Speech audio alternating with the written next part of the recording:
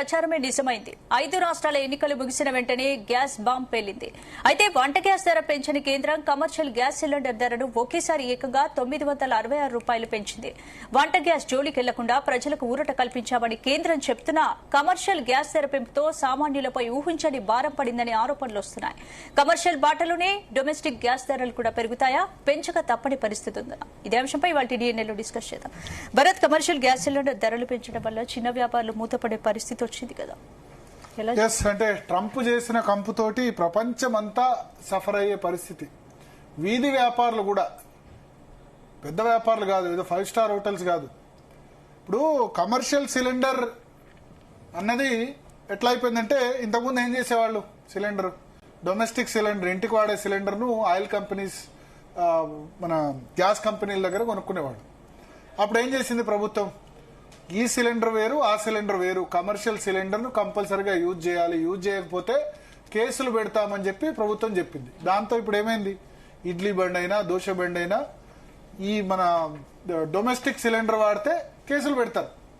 Commercial cylinder colour వేరే, అది domestic cylinder 14 కిలోలు ఉంటే ఇది 19 కిలోల చిల్లర ఉంటుంది.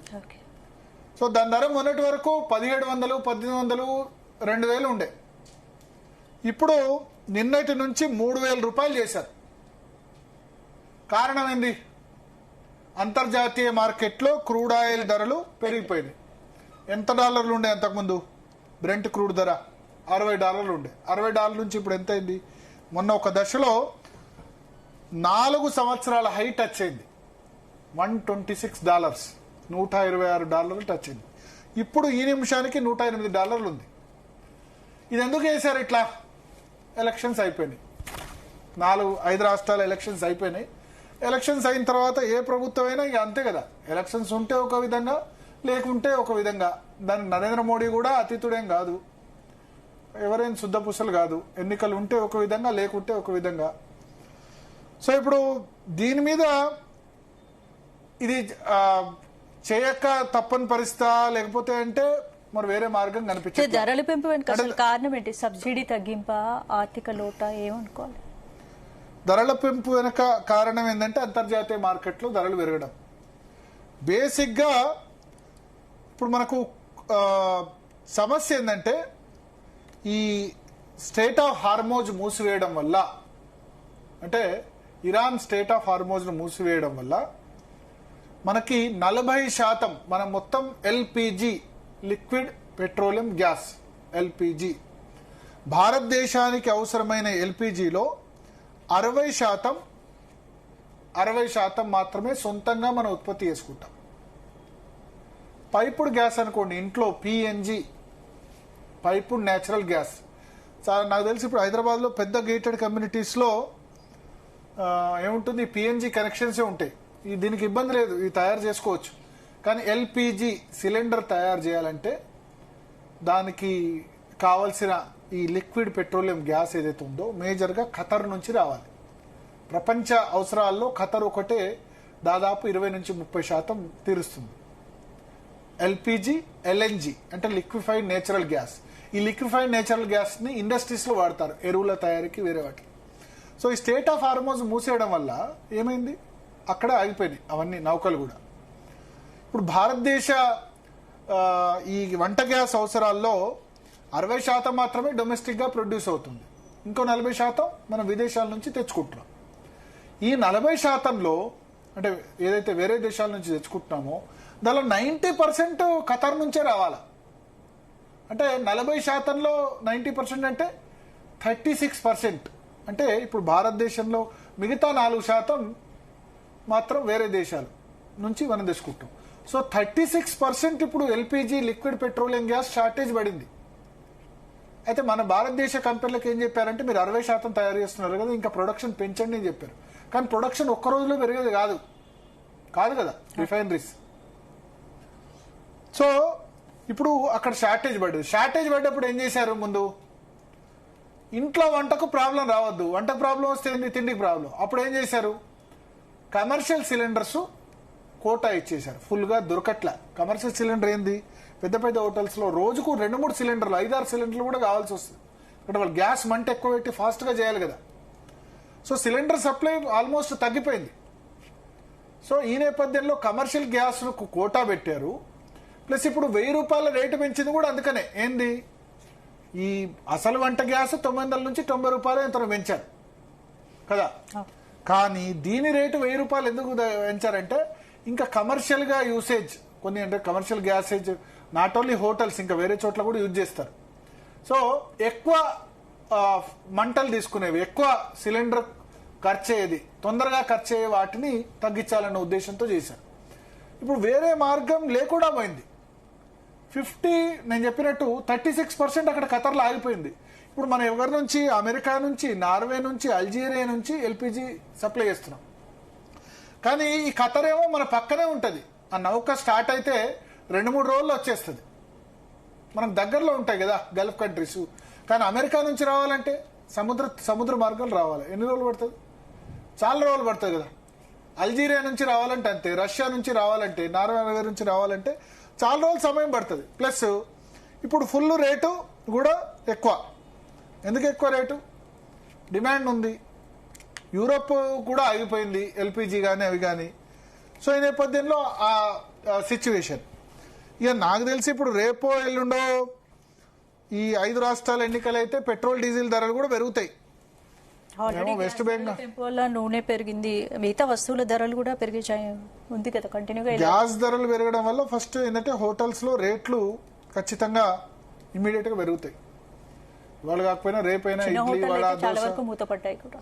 చిన్న మూత నిన్నటి వరకు సిలిండర్ లేక మూతపడ్డాయి. ఇప్పుడేమో 3000 రూపాయలు పెట్టి సిలిండర్ తీసుకున్నారు. తీసుకునే వాళ్ళు తక్కువ అవుతారు ఆబ్వియస్లీ. తీసుకునేటప్పుడు ఏం చేస్తారు, రేటు పెంచేస్తారు. ఇడ్లీ 50 రూపాయలు ఉంటే దాన్ని 60-70 రూపాయలు చేస్తారు. ఇప్పుడు ఇడ్లీ మనకు 30 రూపాయలు, ఇడ్లీ వడ 30-40 వీధి బండ్ల మీద దొరుకుతుంది. దాని రేటు 50% పెంచుతారు. 40 రూపాయలు ఉన్నదాన్ని 60 రూపాయలు చేస్తారు. చేయక తప్పదు కదా. వాళ్ళు మాత్రం ఏం చేస్తారు, వాళ్ళ జేబులోంచి పెట్టుకుంటారా? పెట్టుకోరు. సో ఈ కమర్షియల్ సిలిండర్ దీని పెరుగుదల వల్ల ఇప్పుడు దీని రంగం ముఖ్యంగా అన్ని రంగాల మీద పడుతుంది. స్విగ్గీ జొమాటో మనం డెలివరీ ఇస్తున్నాం. ఎక్కడి నుంచి తయారు చేస్తారు వాళ్ళు? ఎల్పిజే కదా, అంతే కదా. Swiggy Zomato hotel. సో ఏం జరుగుతుంది, స్విగ్గీ జొమాటోలో ఆ రేట్లు కూడా పెరిగిపోతాయి. సో మొత్తం దీని ఇంపాక్ట్ అన్ని దాని మీద ఉంటుంది. ఇప్పుడు రేపో ఎల్లుండో పెట్రోల్ డీజిల్ ధరలు పెరిగిన తర్వాత అంతే కదా, కారు వాళ్ళు ఎక్కువ ఛార్జ్ చేస్తారు, క్యాబ్ ఛార్జెస్ ఎక్కువైతాయి, ఆటో ఛార్జెస్ ఎక్కువైతాయి, బస్ ఛార్జెస్ ఆర్టీసీ వాళ్ళు రెడీ ఉంటారు బస్సు పెంచేందుకు. ట్రైన్ అంటే సరే ఎలక్ట్రికల్ విద్యుదీకరణ మోస్ట్లీ అయిపోయింది. కానీ మిగతా రంగాలు డీజిల్ పెట్రోల్తో ముడిపడున్న అన్ని రంగాలు దెబ్బతింటాయి. ఆల్రెడీ ఎయిర్లైన్స్ చాలా పెద్ద ఎఫెక్ట్ అయిన ఎయిర్లైన్స్. ఇంటర్నేషనల్ రూట్స్ లో చాలా ఎక్కువ పెంచేశారు. ఇంకా డొమెస్టిక్ ఎయిర్లైన్స్ అయితే మేము ఇట్లా నడపలేమని చెప్పారు. ఎందుకంటే ఈ ఎయిర్లైన్స్ ఖర్చులో ఇండిగో కానీ, స్పైస్ జెట్ కానీ, ఎయిర్ ఇండియా కానీ ఖర్చులో 35% ఓన్లీ ఇంధనమే. ఏటీఎఫ్ అంటే ఏవియేషన్ టర్బైన్ ఫ్యూయల్. దీని మీద మళ్ళీ రాష్ట్ర ప్రభుత్వాలు ట్యాక్స్లు. ఇవాళ రేపు విమానం అంటే లగ్జరీ అన్నది పోయింది. మామూలు సాధారణ వ్యక్తులు కూడా విమానం ప్రయాణం చేస్తున్నారు కదా, మరి మిడిల్ క్లాస్ కూడా చేస్తుంది కదా. ఇప్పుడు అట్లా అసలే సమ్మర్ సీజన్ లో అటు పోవాలి ఇటు పోవాలి, యాత్రలు టూర్లు పోవాలి అనుకుంటారు. ఏంది పరిస్థితి? ఇబ్బంది కదా. సో అందరికీ ఆ విధంగా ఖచ్చితంగా ఇబ్బంది అయితే నడుస్తుంది. గ్యాస్ ధరలు పెరగడం అన్నది చాలా పెద్ద గుదిబండి అని చెప్పాల్సి ఉంటుంది మనం. మరి కేంద్ర ప్రభుత్వం దగ్గర మార్గం ఇంతకంటే గొప్ప మార్గం లేదా ఇది అన్నది. బట్ మనం ఒకటే కోరుకోవాలి ఏంటంటే ఇప్పుడు ఇండియన్ బాస్కెట్ ధర $108 బ్రెంట్ క్రూడ్ ఉంది. ఇండియన్ బాస్కెట్ అంటే మిడిల్ ఈస్ట్ ప్లస్ ఆ తర్వాత రష్యన్ ఆయిల్, బ్రెంట్ క్రూడ్ ఇవన్నిటి యావరేజ్ చేస్తే ఇండియన్ బాస్కెట్ $106 ఉన్నా ఇండియన్ బాస్కెట్ ధర మాత్రం $116 ఉంది. $60 ఉండేది 116 వస్తాయింది. అంటే ఎంత అయింది? డబుల్ అయింది. అంటే ఇదివరకు 100 రూపాయలు దొరికే వస్తువు ఇప్పుడు 200 అయింది. కేంద్ర ప్రభుత్వం ఏం చెప్తుంది, 100 రూపాయలు దొరికే వస్తువు నాకు 200 అయింది, కానీ నేను 150 చేశా, ఇంకో 50 రూపాయలు నేను భరిస్తున్నా అని చెప్తున్నారు కదా. అయితే క్రూడ్ ఆయిల్ ధర పెరగడం అన్నది ఇది కొత్త కాదు. ఇంతకుముందు 2008లోనే, ఇప్పుడు కాదు 2008, ఎన్ని సంవత్సరాల క్రితం? 18 సంవత్సరాల క్రితమే క్రూడ్ ఆయిల్ ధర $140 టచ్ అయింది. 18 సంవత్సరాల క్రితం 2008లో. ఇప్పుడు $140 టచ్ కాలే. మొన్న రష్యా ఉక్రెయిన్ వారి దగ్గర కూడా $120 ఉండే. ఇప్పుడు మొన్న ఇన్ని 2 నెలలుగా యుద్ధం జరుగుతున్నా 120 లోపే అయింది. ఒక దశలో 90 నుంచి 105, 110, 120. మొన్న ఒక్కరోజు 126 టచ్ అయ్యి మళ్ళీ వెంటనే ఇప్పుడు 110, 112 డాలర్ల దగ్గర నడుస్తుంది. ఆ రష్యా ఉక్రెయిన్ యుద్ధ సమయంలో ఉన్నదాన్ని $120 ఓవర్టేక్ చేసింది ఒకరోజు మాత్రమే. సో అప్పుడు లాస్ట్ టైం పెంచారు పెట్రోల్ డీజిల్ ధరల్ని. ఆ తర్వాత ఈ ఎలక్షన్స్ ముందు, పార్లమెంట్ ఎలక్షన్స్ ముందు తగ్గించారు. అయితే ఒకళ్ళు అనొచ్చు ఏంటంటే $140 ధర ఏదైతే ఉందో 2008లోనే వచ్చింది కదా, అప్పుడు యూపీఏ ప్రభుత్వం పెంచలేదు కదా. పెంచలేదని కాదు, అప్పుడు పెట్రోల్ డీజిల్ రేట్లు చాలా తక్కువ ఉండే కదా అని అనొచ్చు కదా. అయితే మనం ఇక్కడ ఒక విషయం గుర్తుంచుకోవాలి. 2008లోనే ఏమంటారు, 2008లోనే ఈ ధర $140 టచ్ అయింది. కానీ మనం చెప్పాలంటే గనక 2008లో డాలర్తో రూపాయి మారక విలువ ఎంత ఉంది అన్నది మనం చూడాలి. 2008లో డాలర్తో రూపాయి మారక విలువ ఎందుకంటే ఇప్పుడు ఓన్లీ $140 టచ్ అయింది. అప్పుడు 140 ఇంటూ అప్పుడు డాలర్తో రూపాయి మారక విలువ ఎంత? ₹40. ఇప్పుడు డాలర్తో రూపాయి మారక విలువ ఎంత? ₹95. ₹40 ఎక్కడ, ₹95 ఎక్కడ? ఎంత పెరిగింది? $140 బ్యారెల్ ముడి చమురు ధర. అంటే 140 ఇంటూ అప్పుడు 40 చేసుకోవాలి. 140 ఇంటూ 40 ఆల్మోస్ట్ 5,600 రూపీస్ అన్నట్టు బ్యారెల్. ఇప్పుడు కౌంట్ చేయండి. ఇప్పుడు ఎంత? 108. ఇప్పుడు మన 126 టచ్ అయింది. 126 ఇంటూ 95 ఎంత? 11,970. అప్పుడు ఎంత? అప్పుడు $140 అయినా ఎంత ఉంది? 5,600. ఇప్పుడు $126 ఎంత అయింది? 11,970. అంటే ఎంత? అప్పటికంటే డబులే ఉంది. కొంతమంది యూపీఏ గవర్నమెంట్ లో వాళ్ళు క్వశ్చన్ చేసి అప్పుడు $140 టచ్ అయింది కదా, ఇది కొత్త కాదు కదా అని అన్నారు. కానీ 140 ఇంటూ 40 చేస్తే, రూపాయి మారకలతో చేస్తే ఎంత? 5,600. కానీ ఇప్పుడు డాలర్ విలువ $95 మారడంతో ఎంత అయింది? 11,000. అంటే అప్పటికంటే డబుల్ అయింది. ఇక్కడ సమస్య ఏంది? డాలర్తో రూపాయి మారక విలువ పడిపోతుంది. ₹40 2008 ఉన్నది కాస్త ఇప్పుడు ₹95 పడిపోయింది. సో మన రూపాయి ఎంత బలంగా ఉంటే మనం అంత స్ట్రాంగ్ ఉంటాం. రూపాయి బలంగా ఎందుకు ఉండట్లేదు?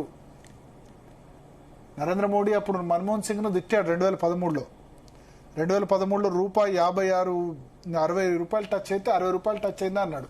కానీ ఆయన గవర్నమెంట్ వచ్చిన తర్వాత ఇప్పుడు ₹64 ఉన్నది కాస్త ₹95 అయింది ఈ 11 ఏళ్ళు.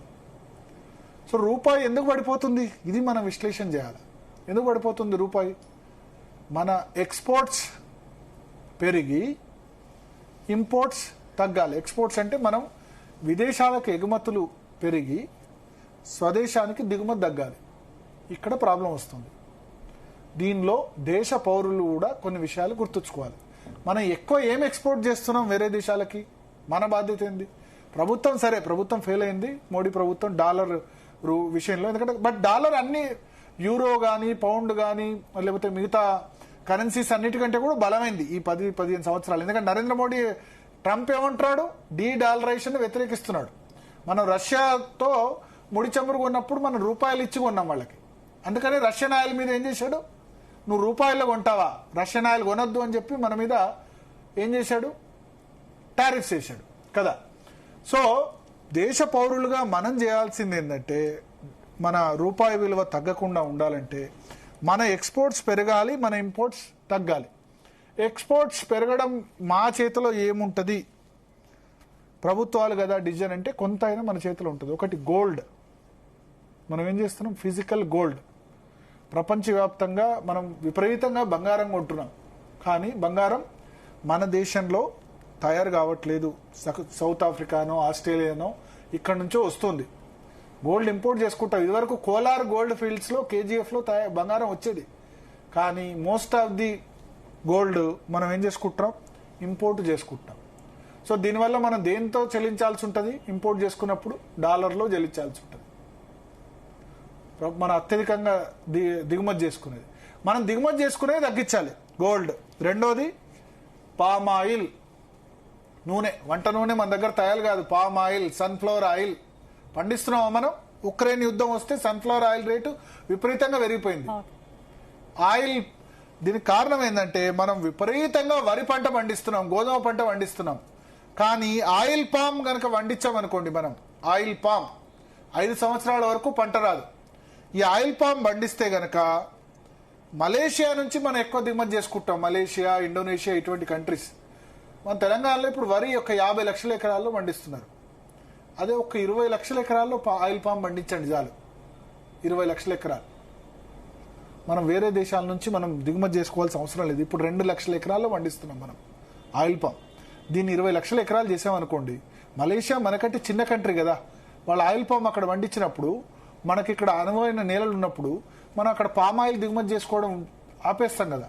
ఇంకా మూడోది మనం ఎక్కువ దిగుమతి చేసుకుంటుంది, ఎక్స్పోర్ట్ పెంచడానికి మీరు అన్నట్టు స్పెషల్ ట్యాక్స్ బెనిఫిట్స్ ఏమన్నా ఇస్తాయి అంటే ఫస్ట్ నేను దిగుమతులు చెప్తా. దిగుమతులు చేసుకుని ఆయిల్ పామ్, మన రైతులు కనుక ఆయిల్ పామ్ ఎక్కువ పండిస్తే డాలర్ రేటు మనం మలేషియా నుంచి వాళ్ళ నుంచి దిగుమతి చేసుకోవాల్సిన అవసరం ఉండదు. మూడోది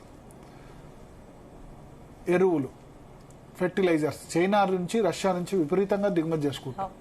ఎరువులు ఏంటంటే యూరియా, ప్రతిసారి మన యూరియా కొరత, విపరీతంగా రైతులు యూరియా వేసేస్తున్నారు. కానీ అంత యూరియా వేస్తే గనక ఎక్కువ యూసేజ్ యూరియా చేయడం వల్ల ఆ పంటల్ని ఎక్స్పోర్ట్ చేయడానికి మనకి రావట్లే. నిజానికి మంచిది కూడా కాదు ఎక్కువ యూరియా వాడితే. అందుకనే మైక్రో యూరియా అని చెప్పి చేస్తున్నారు, కానీ ఎవరు చేయట్లే. యూరియా బస్తాలు చల్లేస్తున్నారు పంట ఎక్కువ రావాలని చెప్పి. బట్ ఆ పంట ఎక్స్పోర్ట్కి వేరే దేశాలు పెస్టిసైడ్స్ కొట్టినవి, యూరియా వాడినవి యూజ్ చేసుకోరు. మనం తినడం తప్ప ఇంకేం లాభం లేదు. సో యూరియా యూసేజ్ అవసరం ఉన్నా లేకున్నా బ్యాగులు తీసుకొచ్చి ఎక్కువ చేస్తున్నారు. 2400 రూపాయలు బస్తా యూరియా కొంటే ప్రభుత్వం రైతులకి 360 రూపాయలు 400 రూపాయలకు ఇస్తుంది సబ్సిడీ. దానివల్ల ఏంది, సరే 300-400కే బస్తా కదా అని చెప్పి యూసేజ్ ఎక్కువ చేస్తున్నారు, బ్లాక్లో చేస్తున్నారు. మన యూరియా దొరకలే, దేశవ్యాప్తంగా ఇబ్బంది. So fertilizer subsidy. ఇంకేంది, క్రూడ్ ఆయిల్, ముడి చమురు మన దగ్గర అవకాశం లేదు. ఎందుకు అవకాశం లేదు? మన దగ్గర లేదు. కృష్ణా గోదావరి బేసిన్లో ఇక్కడ మాత్రం ఉంది. మన దగ్గర తవ్వితే నీళ్లు వస్తాయి,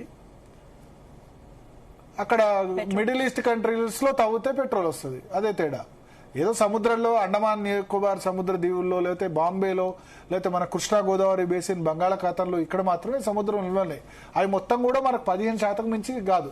మన చేతిలో ఏముందంటే మనం ఎలక్ట్రిసిటీకి పోవట్ల, ఎలక్ట్రిసిటీ వెహికల్స్ వాడట్లా. ఎలక్ట్రిసిటీ వెహికల్స్ వాడితే పెట్రోల్ డీజిల్ వేయాల్సిన అవసరం లేదు కదా.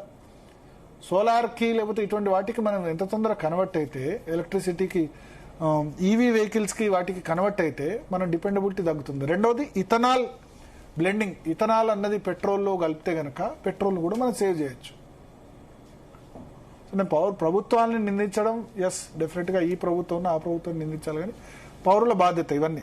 క్రూడ్ ఆయిల్, ముడి చమురు తగ్గాలంటే ఇవన్నీ మనం చేస్తున్నాం. వీటితో పాటు మనం ఎక్స్పోర్ట్ చేసేవి ఏంది, ఫార్మా. హైదరాబాద్ నుంచి మందులు చాలా ఎక్స్పోర్ట్ చేస్తున్నాం, ఎక్స్పోర్ట్స్ పెరగాలి. టెక్స్టైల్ అంటే దుస్తులు. తర్వాత ఎక్స్పోర్ట్ చేసేది ఐటీ అద్భుతంగా చేస్తున్నాం మనం. అయితే ఈ డాలర్ రేటు పెరిగితే ఎవరికి లాభం అంటే ఐటీ కంపెనీస్ లాభం. ఎందుకంటే మనం ఎక్స్పోర్ట్ చేస్తాం కదా. ఒక రూపాయి పోయి 95 రూపాయలు అయింది, మొన్నటి వరకు 85 రూపాయలు ఉన్నాయి. So Wipro, TCS, Infosys, dollar rate పెరుగుతున్న కొద్దీ సాఫ్ట్వేర్ వాళ్ళకి లాభం, టెక్స్టైల్ బట్టల వాళ్ళకి లాభం, మందులు ఫార్మా వాళ్ళకి లాభం. నష్టం ఎవరికి? ఇవన్నిటికి. సో ఇది చూసుకోవాలి. ప్రాబ్లం వచ్చేసి డాలర్తో రూపాయి మార్క విలువ. ఇది ఈ ప్రభుత్వం వచ్చిన తర్వాత విపరీతంగా పెరుగుతూ వస్తుంది. దాన్ని కట్టడి చేయలేకపోతున్నారు. పౌరులుగా మనం చేసేది ఏందో నేను చెప్పాను. సో ఆలోచించండి. దీనిలో గోల్డ్ కానీ, ఆయిల్ పామ్, రైతులు ఆయిల్ పామ్ వేయడం కానీ, యూరియాగా షార్టేజ్ విషయంలో రైతులు చేయాల్సింది కానీ, ఆ తర్వాత ఈ మనం ఏవేవైతే ఇంపోర్ట్ చేసుకుంటున్నామో అవన్నిటి కూడా తగ్గిస్తే, మనం దిగుమతులు తగ్గించి ఎగుమతులు కనుక ఎక్కువ చేయగలిగితే, మనం డాలర్లలో కొనుగోలు చేయకపోతే, మనం 3-4 సంవత్సరాలు రష్యాతో రూపాయల్లో కొనుగోలు చేసాం, బాగా లాభం అయింది మనకు. అందుకని స్టెబిలైజ్ అయింది. అప్పుడు డాలర్తో రూపాయి మార్క విలువ 80 నుంచి 83 రూపాయల మధ్య ఉంది. అది బంద్ చేసినప్పటి నుంచి మొదలైంది, 84 నుంచి 95 రూపాయలు అయింది. ఇది మన దరిద్రానికి ఇరాన్తో యుద్ధం కూడా వచ్చేసింది, దానివల్ల విపరీతంగా అవుతుంది. సో పౌరులుగా మనం ఆలోచించాల్సింది ఇది. ఓకే. ఇంకా గ్యాస్ ధరలు నాకు తెలిసి ఇంకా 2-3 రోజుల్లో ఎలక్షన్ రిజల్ట్ వచ్చిన తర్వాత ఖచ్చితంగా గ్యాస్ ధరలే కాదు పెట్రోల్ డీజిల్ ధరలు కూడా పెంచుతారనే నేను అనుకుంటున్నా. దానికి ప్రిపేర్ కావాల్సిందే. ఓకే. ఈ దానిలో మంచిగా చెడ పాపులిస్టికా రష్యా యుద్ధం ఉక్రెయిన్ యుద్ధం తర్వాత పెంచలేదు, కానీ 2 ఏళ్ళు లాభాలు కూడా వచ్చాయి ఇప్పుడు ఆయిల్ కంపెనీలు విపరీతంగా నష్టపోతున్నాయి ప్రతిరోజు. అందుకని వాళ్ళు ఏం చేస్తున్నారు, నష్టపోతున్నప్పుడు తక్కువ పెట్రోల్ బంకులకి క్రెడిట్ ఇవ్వట్లేదు, ఇబ్బంది చేస్తున్నారు. లాభం వస్తేనేమో అమ్మ అంటారు, నష్టం వస్తే ఏం చేస్తారు, తక్కువ చేస్తారు, రేషన్ చేస్తారు. సో ఇప్పుడు అదే చేస్తున్నారు. సో ఎంతో కాలం ఆయిల్ కంపెనీస్ ఉండలేవు కాబట్టి ప్రభుత్వం ఏం చేస్తుంది, పెంచేస్తుంది. పెంచిన తర్వాత అందరు రెడీ ఉండాలి. మనం కోరుకునేది ఏంటంటే ఆ సాధ్యమైనంత త్వరగా ఆ స్టేట్ ఆఫ్ హార్మోస్ తెరిస్తే అవుతుంది. బట్ భారతదేశం వేరే దేశాల మీద డిపెండ్ కావద్దంటే నేను చెప్పిన ఇవన్నీ చేయాలి. రైట్ భరత్, ఇక నెక్స్ట్ టాపిక్ లోకి వెళ్లే ముందు DNA లో 1 more short break. Stay tuned.